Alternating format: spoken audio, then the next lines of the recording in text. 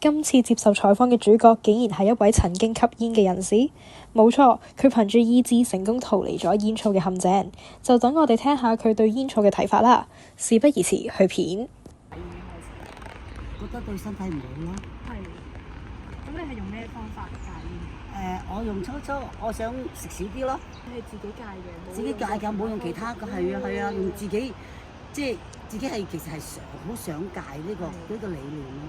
咁你知唔知食煙會對容貌有啲咩影響？會啊，面黃啊，牙又黃啊，即係又會影響牙肉嗰個健康啊。其實唔好嘅嘢太多啦。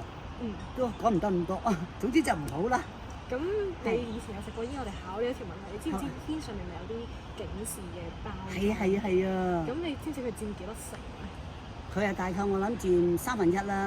咁其實咧佢係佔80%嘅先至合法嘅要。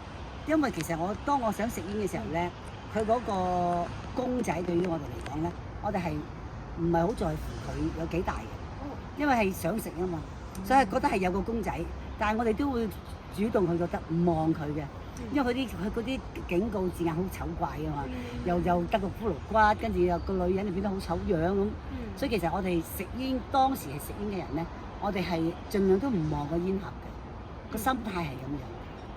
咁問多你一條小問題啦，即係你知唔知戒煙嘅線係幾多號咧？戒煙件事咩話？戒煙嘅線係幾多號？戒煙件事係幾多號？熱線即係嗰個。熱線啊！哎呀唔知啊。係咁我哋俾幾個選擇你啊。好啊。選擇題嚟嘅呢個。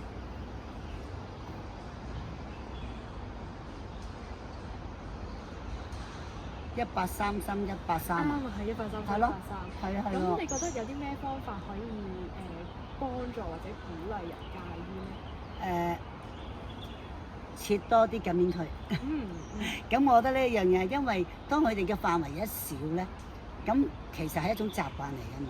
當佢嘅日常嘅習慣縮短咗咧，佢慢慢覺得都係不如戒咗佢，一來又貴咯喎。咁二來又你個即係個吸煙區嘅範圍又少咗嘅話咧，佢哋相對係會食少咗，食少咗慢慢就會就會喺呢方面會學落啲功夫咁樣咯。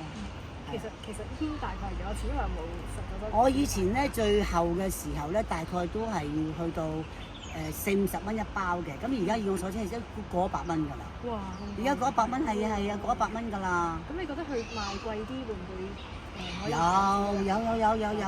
有㗎，但係當然啦，佢有啲黑市啊嘛。